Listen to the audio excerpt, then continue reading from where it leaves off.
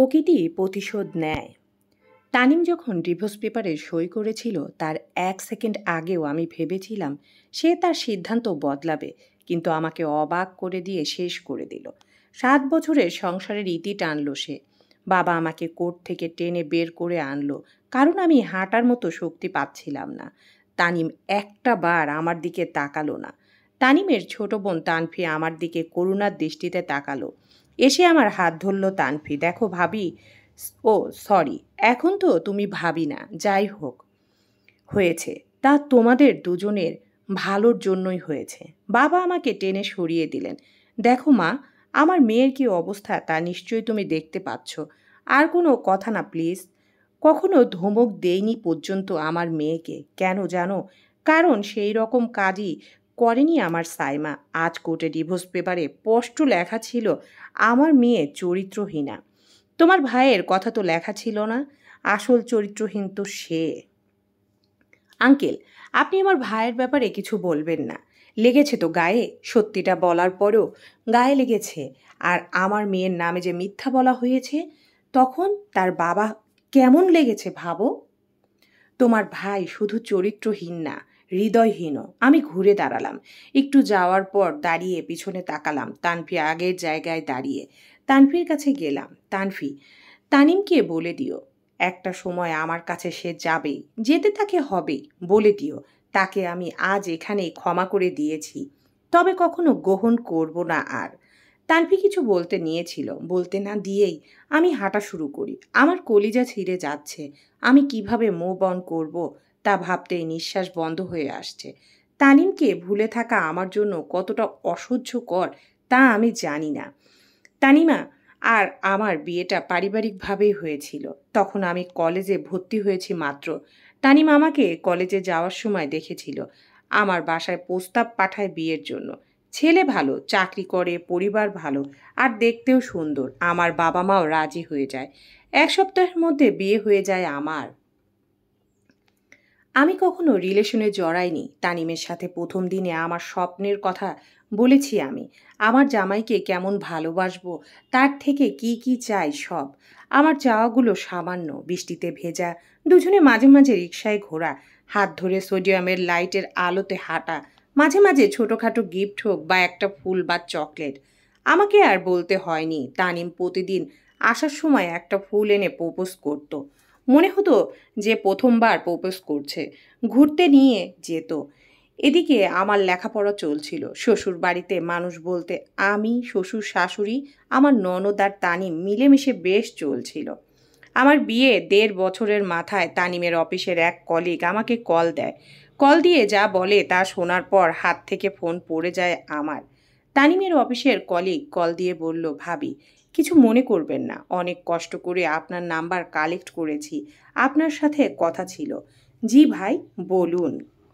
আপনি মানসিকভাবে প্রস্তুতি নেন ভাবি, যা বলবো তার মধ্যে একটুও মিথ্যা নাই। আপনি বলুন। আমার বুক ধুকপুক করা শুরু হয়ে গেছে। কি বলবে, কি এমন কথা? এদিকে ভাতের ফ্যান উপচে পড়ছে, সেদিকেও আমার নজর নেই। আমার কেমন জানি ভয় ভয় লাগছিল। ভাবি, আপনার সাথে তানিম সাহেবের সম্পর্ক কেমন? এটা কেমন প্রশ্ন? সে আমার হাজবেন্ড, তার সাথে সম্পর্ক তো তেমনই হবে। ভাবি, বলতে চাচ্ছি ইদানিং কেমন? আগে যেমন ছিল তেমনি। কি বললেন? চিন্তার বিষয় তো। প্লিজ পেঁচাবেন না, কি বলবেন বলুন। তানিম সাহেব আবার বিয়ে করেছেন। ৬ মাস হচ্ছে ওনার বিয়ের, আর ওনার দ্বিতীয় স্ত্রী প্রেগনেন্ট ৩ মাসের। আমার হাত থেকে ফোন পড়ে গেল। ধূপ করে নিচে বসে পড়লাম। তারপর তাড়াতাড়ি উঠে বসলাম। মনে মনে তানিমের কলিগকে আচ্ছা মতো ঝাড়লাম। ফোন উঠিয়ে হাতে নিলাম। ফোন অফ হয়ে গেছে। অন করে তানিমের কলিগকে কল লাগালাম। ভাই, শান্তিতে আছি, তা সহ্য হয় না। কেন আমাদের মাঝে ঝগড়া লাগাতে চাচ্ছেন? তানিমকে আমি চিনি, আপনার বলতে হবে না কিছু। ফোন কেটে দিলাম। মানে এসব কি? একজন সুখে সংসার করছে, তা করতে দিবে না কেউ? কি অদ্ভুত! তানিম নাকি বিয়ে করেছে, আর বউ নাকি প্রেগনেন্ট। আজগুবি কথা বলে দিলেই হলো। তানিম আজ বাসায় আসুক, সব বলবো। এসব কলিগকে এড়িয়ে চলে যেন। সেদিন রাতে তানিমা আসার সময় গাজরা নিয়ে এসেছিল। পথে থাকতে আমাকে বলেছে শাড়ি পরে চোখে হালকা কাজল দিয়ে লক্ষ্মী মেয়ের মতো তার জন্য অপেক্ষা করতে। আমি সাথে আলতাও পরেছি। তানিমের জন্য তার ফেভারিট পুডিং বানিয়েছি। খোপায় গাজরা পেঁচিয়ে দিল, কপালে চুমু দিয়ে বলল, যাবে আমার সাথে বৃষ্টি ব্লাশ করতে? এই মানুষ নাকি আমাকে ছেড়ে অন্য কাউকে বিয়ে করেছে। অদ্ভুত না? কারো সুখের সংসারে আগুন লাগাতে পারলেই যেন কিছু মানুষ শান্তি পায়। আমি আমাদের এই সুন্দর মুহূর্তে তানিমকে আর কিছুই বলিনি। আর কি দরকার? যে কথা আমি বিশ্বাস করিনি তাহলে কেন বলবো? ওর মন তো খারাপ হবে। পরদিন তানিমের জন্মদিন ছিল। তানিমকে সারপ্রাইজ দিব, তাই সুপারমার্কেটে গেছি কিছু জিনিস কিনতে। আমার কেনাকাটা শেষ হয়ে বের হওয়ার সময় রাস্তায় তানিমের মতো দেখতে একটা ছেলেকে বাইকে দেখলাম, সাথে একটা মেয়েও ছিল। আমার আবার ভয় লাগতে লাগলো। আমি কল দিলাম তানিমকে। তানিমের ধরতে একটু সময় লাগলো। তোমাকে মিনিট মিটিং শেষ করে কল দিচ্ছি, 5 মিনিট। ওকে? আচ্ছা। আমি নিশ্চিন্ত হলাম। যদি রাস্তায় থাকতো তাহলে তো গাড়ির আওয়াজ শুনতাম। আমার নিজের উপর রাগ হলো। কিভাবে আমি তানিমকে সন্দেহ করলাম? তানিমকে ফোন করে বললাম আজ তাড়াতাড়ি যেন চলে আসে, কিন্তু তানিম আসতে পারলো না। ছেলেটা কেঁদেই দিল সেদিন। শামু, এই প্রথমবার তুমি আমাকে তাড়াতাড়ি বাসায় ফিরতে বলেছ, আর আমি তাও পারলাম না। আজ সব কাজ আমার উপর। শামু, কি জবাব দেব তোমাকে? আরে করছো কি? সমস্যা নেই তো। আজ কাজ শেষ করে আসো, অন্যদিন তাড়াতাড়ি আসবা, সমস্যা নেই। ছেলেটা বড্ড পাগল। সেদিন সে আসলো রাত 10টায়। আমি কেক সাজিয়ে বসেছিলাম। একসাথে সেলিব্রেট করেছি দুইজনে। সে এত খুশি হয়েছিল যে তার খুশিতেই বোঝা যাচ্ছিল। এই ছেলে পরের দিন দুপুরে চলে আসে ছুটি নিয়ে। দুপুরে বাসায় খায়, বিকালে আমাকে নিয়ে বের হয়। দুজন ঘুরে বেড়ায়। অনেক রাতে যখন বাসায় ফিরি তখন আমার শ্বশুর শাশুড়ি আর ননদকে ড্রয়িং রুমে বসে থাকতে দেখে অবাক হই। বাবা বলেন, যাও মা, তুমি গিয়ে ফ্রেশ হও, তানিমের সাথে একটু কথা বলবো। আমি বাধ্য মেয়ের মতো চলে গেলাম রুমে। মনে মনে ভয় পাচ্ছিলাম। দেরি হয়েছে বাসায় ফিরতে, তাই আজ মনে হয় বাবা তানিমকে বকা দিবে। আমি ড্রেস চেঞ্জ করে হাত মুখ ধুয়ে রুম থেকে বের হতে গিয়ে থমকে দাঁড়াই। বাবার কথা কানে আসছে আমার। তুই কি করে এটা করলি? সাইমার মতো মেয়েকে ধোকা দিচ্ছিস। মেয়েটা যদি শোনে তাহলে কি হবে ভেবেছিস? আমি দৌড়ে ড্রয়িং রুমে গেলাম। আমাকে দেখে বাবা কথা বন্ধ করে দেয়। বাবা, কি বলছেন? কি করেছে আপনার ছেলে? ধোকা দিচ্ছে মানে? না না, বলছিলাম তোমার ক্ষতি হতে পারে রাত বিরাতে ঘুরলে, তাই তাই বলছিলাম তোমার ক্ষতি চাই নাকি? যাও তুমি ঘুমাও। আমার মনে হচ্ছিল বাবা কিছু লুকাচ্ছে। তানভীর ঠিক ঘৃণার চোখে তানিমের দিকে তাকিয়েছিল, আর মায়ের চোখে ছিল রাগ। আমার মাথা ঘুরে উঠল অজানা আশঙ্কায়। আমি মাথা ঘুরে পড়ে যেতে নিলাম। তানিম আমাকে ধরে ফেললো, ধরে রুমে নিয়ে গেল। সাথে তানফিও এলো। আমি তানিমকে জিজ্ঞাসা করলাম, কি করেছো তুমি? বলো আমাকে। তানিম চুপ করে থাকে। তানফি বলে, তোমার ভাই কি করেছে? কি লুকাচ্ছ তোমরা? বলো প্লিজ। তানিম বলল, থামো তুমি প্লিজ, তোমার শরীর খারাপ করবে। তো করুক শরীর খারাপ, তুমি বলো কি করেছো তুমি? আমি তানিমের কলার ধরে ঝাঁকাতে লাগলাম। তানিম নিচের দিকে চোখ নামিয়ে বলল, শামু, ঘুমাও। ঘুমাতে বলেছ? তুমি ঘুম আসবে আমার? ভাবি, কিচ্ছু হয়নি, শুধু শুধু রিয়েক্ট করছো তুমি। ভাইয়া কি করবে? তুমি ভাইয়াকে চেনো না? না, চিনি না। তোমার এই ভাইয়াকে আমি চিনি না। দেখছো না চোরের মতো মুখ লুকাচ্ছে? আমি কাঁদতে লাগলাম। আমি জানি না আমার সন্দেহ ঠিক কিনা, কিন্তু আমার মন খারাপের দিকে ইঙ্গিত করছিল। আবার তানিমের কলার ধরে জিজ্ঞেস করলাম, আমাকে বলো, তুমি বিয়ে করেছো? বলো। হুম। আমি চুপ হয়ে গেলাম। তানভি রুমের ভেতর থেকে বেরিয়ে গেল। আমি অবাক হয়ে তাকিয়ে থাকলাম তানিমের দিকে। তানিম চোখ নামিয়ে রাখলো। তার চোখ বেয়ে পানি গড়িয়ে পড়ছিল। এগুলো কি তার অনুতাপের পানি নাকি নাটক? আমি জানি না। আমার অনুভূতি ভোঁতা হয়ে গিয়েছিল তখন। আমার মাথা কাজ করছিল না। কি করব বুঝতে পারছিলাম না। চুপ করে শুয়ে পড়লাম। মানুষ চিন্তায় নাকি ঘুম আসতে পারে না। আমার তো দিব্যি ঘুম এসে গেছে। আমি ঘুমিয়ে গেছি। আমি চাচ্ছিলাম এসব যেন স্বপ্ন হয়। ঘুম থেকে জেগে যেন আমি দেখি সব স্বপ্ন ছিল। পরদিন সকালে উঠে দেখি তানিম রাতের মতোই আমার পাশে বসে আছে, আমার দিকে তাকিয়ে। আমি হেসে উঠলাম। কি দেখছো? সেই মেয়ে বেশি সুন্দর নাকি আমি, তা দেখছো? তানিম আঁতকে উঠল। আমি তার এইসব এড়িয়ে উঠে ফ্রেশ হয়ে রান্নাঘরে গেলাম। স্বাভাবিকভাবে নাস্তা বানিয়ে সবাইকে দিলাম। অন্য দিনের মতো কোনো আনন্দ নেই। তানিমকেও খেতে ডাকিনি। আমি রুমে গিয়ে দেখি সেভাবেই বসে আছে সে। তার পাশে গিয়ে তার হাত ধরলাম। ফ্রেশ হয়ে খেতে এসো। সে আমাকে জড়িয়ে ধরে কান্না জুড়ে দিল। আমার কান্না আসছে না, আমার কষ্টও হচ্ছে না, কেমন জানি একটা অনুভূতি। আমি মুচকি হেসে তাকে সরিয়ে দিলাম। তাকে বললাম, চলো সব নতুন করে শুরু করি। তুমি আমাকে ক্ষমা করতে পারবে তো? আমি তোমাকে ক্ষমা করে দিয়েছি, ভুল হয়ে গেছে তোমার। তুমি অনুতপ্ত, এটাই তো অনেক। সেদিন সে অফিসে যায়নি, তার অফিসের কলিগের কথাই ঠিক। তবে ওই মেয়ে প্রেগনেন্ট তা ঠিক না। তানিম 2 মাসের মধ্যে সেই মেয়েকে ডিভোর্স দিল। আমি একটাবারও জিজ্ঞেস করিনি কিভাবে কি হলো, বা মেয়েটাকে কেমন, কি নাম কি তার। আমি যদি জানি সব, তাহলে হয়তো সেই মেয়ের নাম উঠিয়ে তানিমকে কষ্ট দিতে পারি। তাই আমার শ্বশুর আর তানিম মিলে সব সমাধান করেছে। তারপরের বছর আমাদের কন্যা এলো। তানিম বাচ্চাদের মতো হাসছিল সেদিন। আমার সব কাজ সে করত। পুরো প্রেগনেন্সির টাইম সে আমার খেয়াল রেখেছে। বাবু হওয়ার পর বাবুর যত কাজ সব সে করেছে, আমার কষ্ট হতে দেয়নি। আমাদের বাবু যখন হামাগুড়ি দিতে শিখেছে, আর তানিমও পরিবর্তন হতে লাগলো। বাবুর দিকে বেশি খেয়াল রাখায় আমি তার পরিবর্তনটা ধরতে পারলাম না। যখন ধরতে পারলাম তখন অনেক দেরি হয়ে গেছে। সেদিন ছিল শুক্রবার, খুব জ্বর এসেছিল রাতে। বাবু খুব কান্না করেছিল, ঠিকমতো ঘুমাতে পারিনি আমি। তানিমও সকালের দিকে একটু ঘুমিয়েছে। তারপর উঠে ফোনে কথা বলছে বারান্দায় গিয়ে। এদিকে ঘুমে আমার চোখ বন্ধ হয়ে আসছিল। আজ তো কোনো তাড়াহুড়া নেই নাস্তা বানানোর, তাই মাও বলল ঘুমিয়ে নিতে। এলিনা তখন ঘুমিয়েছে মাত্র। আমি তার পাশে ঘুমিয়ে পড়লাম। কিন্তু একটু পর মেয়েটা কেঁদে উঠল। আমি মেয়েটাকে নিয়ে তানিমের কাছে বারান্দায় গিয়ে বললাম, ওকে একটু রাখো না, আমি একটু ঘুমোবো। তানিম ফোনে কথা বলছিল। তখন সে যা বলল তা দেখে আমি এতটাই অবাক হয়েছি যে একটু হলেই মেয়েটা কোল থেকে পড়ে যাচ্ছিল। প্রচণ্ড ধমক দিয়ে বলল, সমস্যা কি তোমার? দেখছো তো ফোনে কথা বলছি, তুমি রাখো তোমার মেয়েকে। অসহ্য হয়ে গেছি আমি অবাক হয়ে গেলাম। তানিম আজ পর্যন্ত একটা ধমক তো দূরের কথা, জোরেও কথা বলেনি আমার সাথে।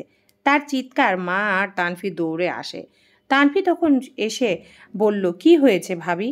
এলিনাকে কোলে নিতে বললাম আমি একটু ঘুমাবো, আর এই কথা বলায় তোমার ভাই এত জোরে চিৎকার করলো। তাই অদ্ভুত তো, তুমি এলিনাকে তো আমার কাছেও রাখতে পারো, ভাইয়াকে বিরক্ত করছো কেন? আমি অবাক হয়ে তানফির দিকে তাকালাম। মা এসে আমার কাছ থেকে মেয়েটাকে নিয়ে চলে গেল। তানফির চোখে মুখে বিরক্তি। আমি বুঝতে পারলাম না কি করেছি আমি। বাচ্চাকে তার বাবার কাছে রাখতে গিয়েছি, এমন কি খারাপ কাজ করলাম? আর ঘুম এলো না। প্রচণ্ড মাথা ব্যথা আর মন খারাপ নিয়ে রান্নাবান্না করলাম। সারাদিনের একটাবারও তানিম কথা বলল না। আমিও চুপ করেই ছিলাম। দুপুরে খেতে বসে খাবারের লবণ কম হয়েছে এই অজুহাতে সে আবার রাগ ঝাড়ল। আমি উত্তর দিলাম না, লবণ তো ঠিকই আছে। তানফি বলল, ভাবি আমার ভাই মিথ্যা বলছে না, নিজের দোষটা স্বীকার করলেই তো হয়। তানফি, ডালটা আম্মা রান্না করেছে। এইবার 2 ভাই বোন দুজনের চুপ করে খেতে লাগলো। মা বারবার আমার দিকে তাকাচ্ছেন, কারণ আমি মিথ্যে বলেছি। সব রান্না করেছি আমি। আমি শুধু দেখতে চেয়েছি তাদের রিয়াকশন কি হয়। আমি মায়ের দিকে তাকালাম। মায়ের চোখে কষ্টের ছায়া দেখলাম। আর সেই কষ্টটা যে আমার জন্য, তা বুঝতে আমার কোনো সমস্যা হয়নি। সেদিন সন্ধ্যায় আমার শ্বশুর আসার পর আমাকে ওনার রুমে ডাকলেন। ডেকে বললেন, তানিমের সমস্যা কি? সে নাকি আজ তোমার সাথে অশান্তি করেছে। হ্যাঁ, আমার শ্বশুর খুব মন খারাপ করে। আসলে তানিম তানফির বেস্ট ফ্রেন্ডের সঙ্গে সম্পর্কে জড়েছে। মেয়েটির নাম রুমা। পরদিন সকালে দেখি খুব সুন্দর করে বাড়িঘর সাজানো হয়েছে, এবং সেদিন রুমাকে বাড়িতে তোলা হয়। আমি জানতে পারি তানিম রুমাকে আগেই বিয়ে করে নিয়েছে। সেদিন আমি এলিনাকে নিয়ে বাড়ি ছেড়ে চলে আসি। তার কয়েকদিন পরে আমার শ্বশুর হার্ট অ্যাটাক করে মারা যান। বর্তমানে এলিনাকে নিয়ে খেলার সময় হঠাৎ রাস্তায় দেখলাম তানিম। 3 বছর পর দেখলাম একটু বদলায়নি এখনো। হাঁটার সময় এদিক ওদিক তাকায়, বাচ্চাদের মতো নখ কামড়াতে কামড়াতে হাঁটে। আজও বেখিয়ালির মতো শার্টের এক কোণা বাইরে। একটা পরিবর্তন আছে অবশ্য, চোখের নিচে কালি, কেমন জানি দিশেহারা ভাব। এলিনাকে নিতে আসেনি তো? বুকটা ধক করে উঠল। আমি কিছুতেই এলিনাকে দিব না।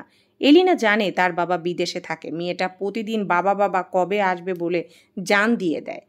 আর যদি বাবাকে পায় তাহলে তো। আর ভাবতে পারছি না আমি। এলিনাকে বুকে আঁকড়ে ধরে বসে থাকলাম। বেশ কিছুক্ষণ পর তানিম ছাদে এলো। বুঝতে পারছি না মা কিভাবে ওকে ছাদে আসতে দিল। বাবা বাসায় নেই। বললাম না, মেয়েরা খুব বেহায়া আর আবেগী, অল্পতেই গলে যায়। মাও নিশ্চয়ই গলে গেছে।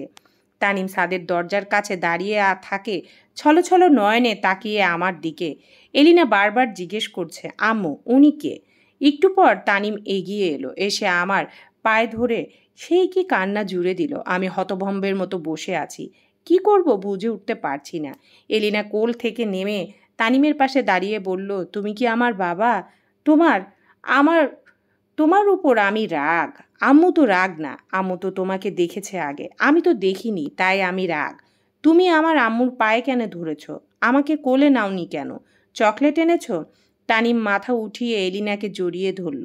এই দৃশ্যটা দেখার জন্যই যেন আমার মন এতদিন অস্থির হয়েছিল। নিজের অজান্তেই মুখে হাসি ফুটল। মেয়েরা বড্ড বোকা, নয়তো এভাবে একটা ধোঁকাবাজের কান্নায় গলে যায়। তানিম আমার হাত ধরে যেন আমি রোবট। কিছুই বলতে পারছিলাম না, নড়তেও পারছিলাম না। কেমন জানি স্বপ্ন স্বপ্ন লাগছিল সব।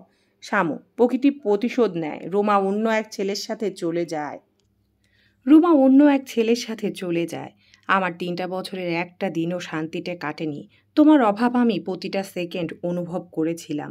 তোমার প্রতি যে অন্যায় করেছি তার ক্ষমা আসলে হয় না। 3 বছরে একবারও তো খোঁজ নাওনি। কোন মুখে নেব? আমার কি সেই মুখ আছে? আমি তো তোমার সামনে আসারও যোগ্য না। আজ অনেক কষ্টে সব লজ্জা কাটিয়ে চলে এসেছি। তুমি আমার সব। এখন থেকে তুমি যা বলবে তাই হবে। তুমি যদি বলো বসে থাকতে তো বসে থাকবো। যদি বলো এখনই ছাদ থেকে লাফ দিতে তাও দিব। তুমি আমাকে ফিরিয়ে দিও না প্লিজ। যে আমার সাথে 2বার প্রতারণা করেছে সে আবার করবে না এমন কোনো গ্যারান্টি আছে? কোন সাহসে তোমাকে বিশ্বাস করব আমি? আর কোন সাহসে তুমি আমার কাছে এসেছো? শামু, আমাদের ভালোবাসার সাহসে এসেছি। প্রতিটা দিন তোমার অভাবে কেঁদেছি। আমার মা আর বোনের কষ্ট দেখেছি তোমার জন্য। সেই অধিকারে এসেছি। তোমার মাকে তো কল দিয়েছি, উনি কেটে দিলেন আমার ফোন। কিসের কষ্ট? মা লজ্জায় ফোন রিসিভ করেনি। বিশ্বাস করো, প্রতিদিন তোমার জন্য কাঁদেন। তানভীর বিয়ের দিনও ভাবি ভাবি করে জান দিয়ে দিল।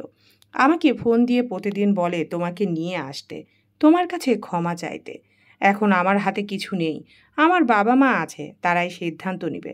আমি রাজি করব, সবটুকু দিয়ে রাজি করব। তুমি বলো, ওনারা রাজি হলে তুমি যাবে তো? দেখা যাক, আমাদের মেয়েটার জন্যে হলেও রাজি হও। দেখো মেয়েটা কত খুশি আমাকে দেখে। আমি এলিনার দিকে তাকালাম। মেয়েটা খুশিতে ডগমগ করছে। জানো বাবা, বাবা বলে ছড়া সাজাচ্ছে। বাবার হাঁটুতে বালু ঝেড়ে দিচ্ছে। আমার কেন জানি মায়া লাগলো মেয়েটার জন্য। আমি তানিমকে কি বিশ্বাস করব? দোটানায় পড়ে গেলাম। বাবা আসলো সন্ধ্যার পরে। সাধারণত বাবা এশার নামাজের পরেই আসে। এসে আগে এলিনাকে কোলে নেয়, নিয়ে দিনের হালচাল জিজ্ঞেস করে। আমার মাথায় হাত বুলিয়ে বলে, হ্যাঁ রে মা, তোর কোনো অসুবিধা হচ্ছে না তো? শরীর ভালো তো? এই 3 বছরে একটা দিনও এই রুটিনের বাইরে যায়নি। আর কেন বাবা আজ তাড়াতাড়ি এসেছে? কারণ মা ফোন দিয়ে বলেছে তানিম আসার কথা। আজ এলিনা নানা ভাই বলে দৌড়ে গিয়ে কোলে ওঠেনি। আজ তানিমের সাথে ব্যস্ত।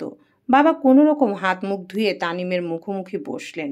বাবা চুপ করে ছোপায় হাতায় ট্যাটু বাজাচ্ছে। আসলে বাবা মনে মনে কথাগুলো সাজিয়ে নিচ্ছেন।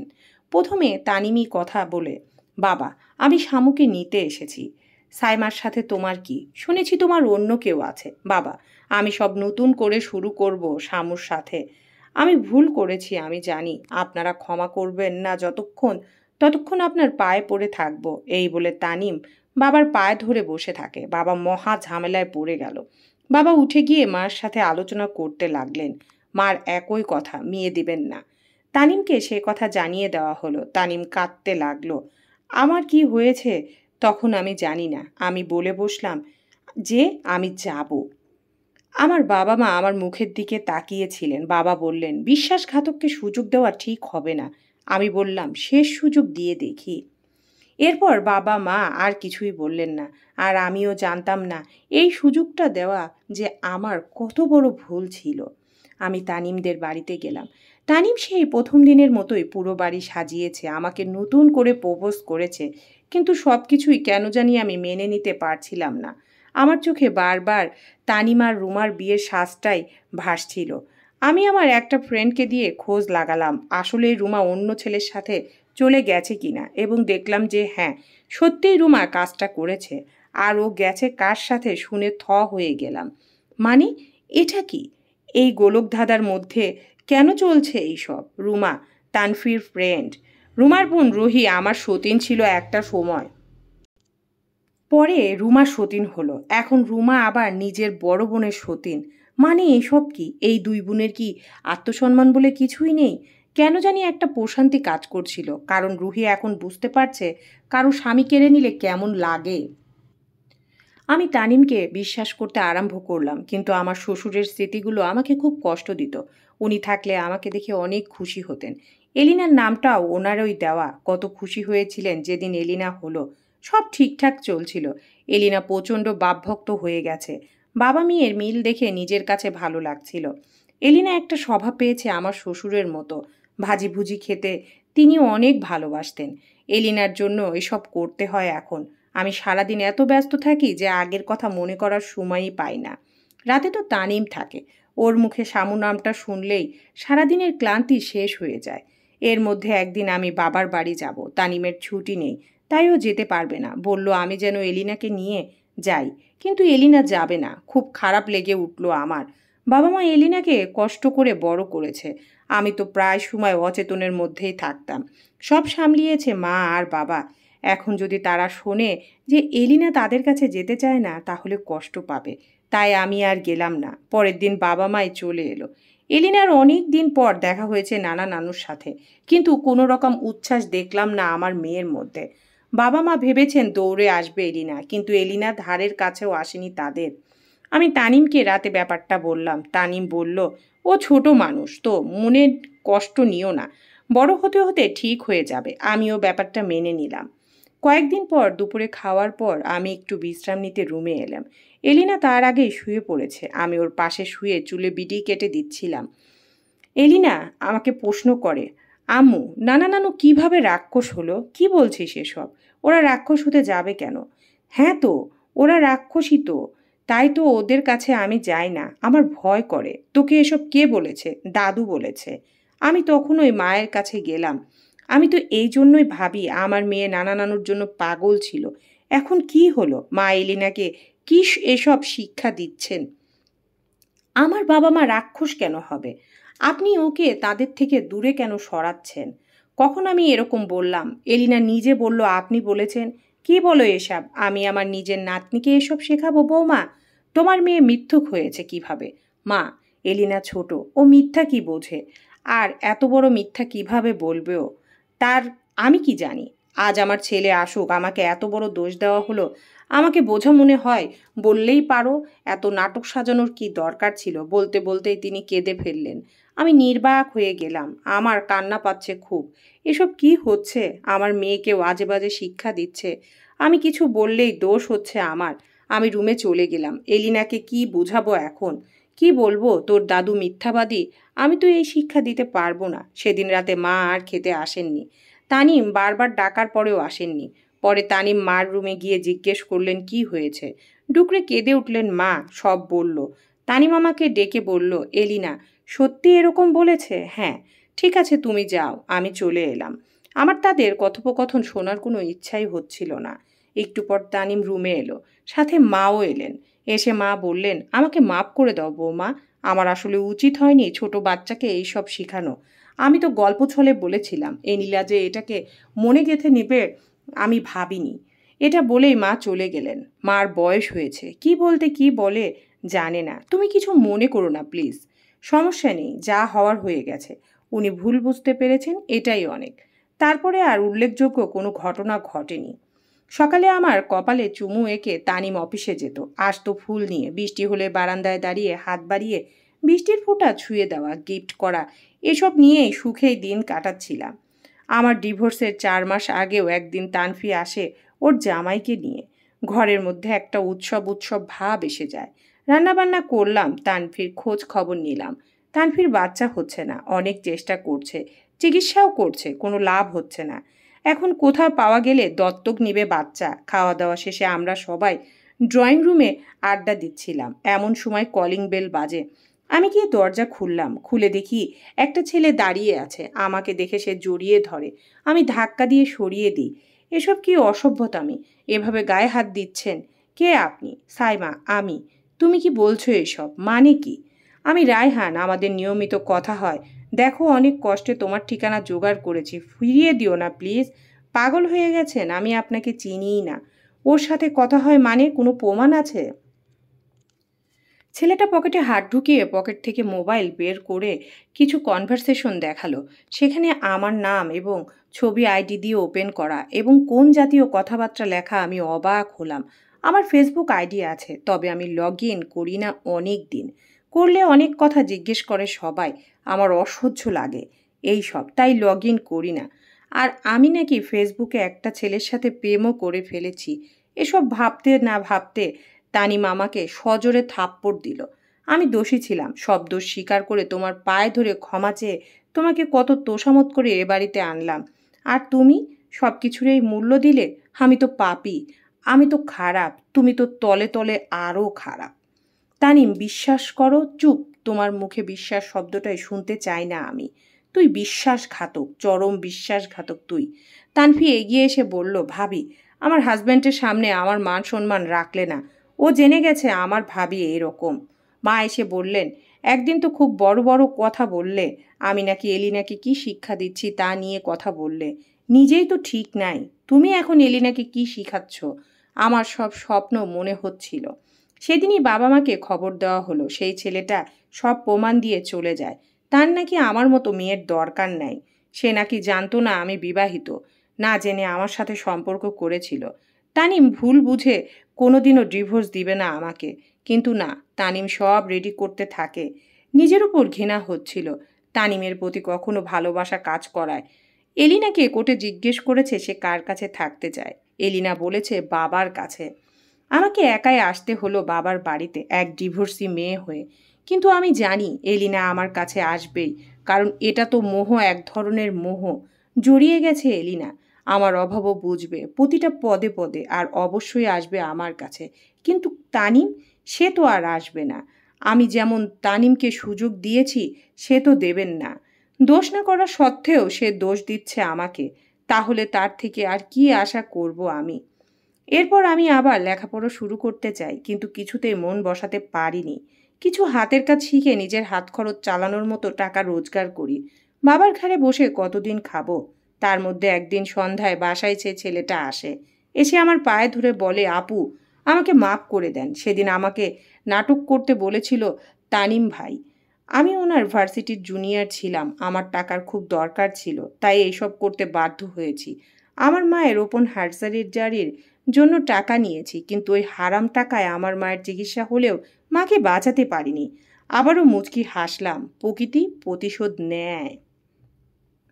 আমি সেদিন পারলে চরিত্রহীন ট্র্যাকটা উঠাতে পারতাম, কিন্তু আমি তানিমের মুখোমুখি হতে চাইনি আর।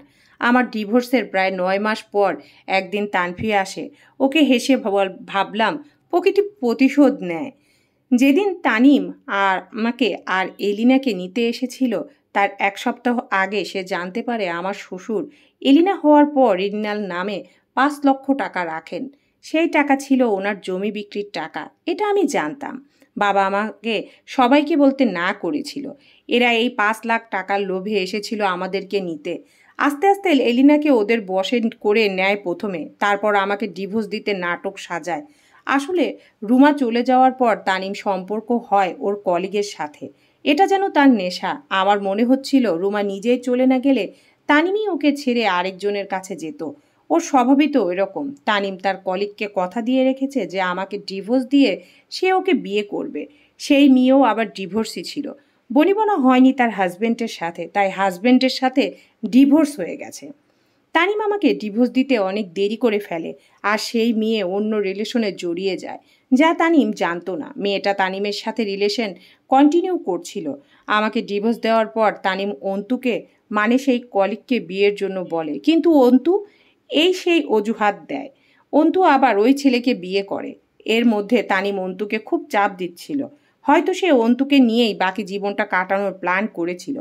অন্তু প্রতিদিন তানিমের দ্বারা ডিস্টার্ব হচ্ছিল। পরে সে তার বর্তমান হাজবেন্ডকে সব জানায়। তানিম যদি অন্তুর বিয়ের কথা জেনে যায় তাহলে কোনো অঘটন ঘটবে বলে অন্তুর ধারণা হয়। একদিন তানিমকে পুলিশ এসে অ্যারেস্ট করে। তার বিরুদ্ধে ধর্ষণের মামলা দেয় এক মেয়ে। কোর্টে সাক্ষী দেয় মেয়ের দুই বান্ধবী। তানিম মেয়েগুলোকে চেনে না। তানিমের থেকে মুক্তি পেতে এইসব অন্তুর চাল যে, এটা বুঝতে আমার অসুবিধা হয়নি। আবার হয়তোবা ঘটনা সত্যি। তানিমের তো কোনো বিশ্বাস নেই। তানফির হাজবেন্ড এসব জানার পর তানফিকে প্রচণ্ড সন্দেহ করতে লাগে, যার ফলাফল হয় ডিভোর্স। এইসব টেনশন সহ্য করতে না পেরে মা স্ট্রোক করে প্যারালাইজড। তানফি এসেছে এলিনাকে দিয়ে যেতেই বলে, আমি যেন মেয়েটাকে তাদের পরিচয় না দিই, সে যেন না জানে তার বাবা কেমন ছিল। আমি শুধু বলেছি, কি অদ্ভুত, তুমি, তানিম আর আমি তিনজনেই বিনা দোষে দোষী হলাম। তানফি চোখ নামিয়ে হাঁটা শুরু করে। আমি বসতেও বলিনি তাকে। এদের জন্য আর কোনো জায়গা নেই আমার কাছে। আমি সিঙ্গেল মাদার হব। আমার এলিনার গায়ে এসবের কোনো আঁচ আসতে দিব না। সেদিন আমি ফেসবুকে লগ ইন করি, ম্যারেজ স্ট্যাটাসকে সিঙ্গেল করে দিলাম, সবার খোঁচা দেওয়া মেসেজের জবাব দিলাম। সর্বশেষে এটাই বলবো, বিশ্বাস করে আমি ভুল করিনি, বরং বিশ্বাসঘাতকতা করে তুমি ভুল করেছো। সমাপ্ত।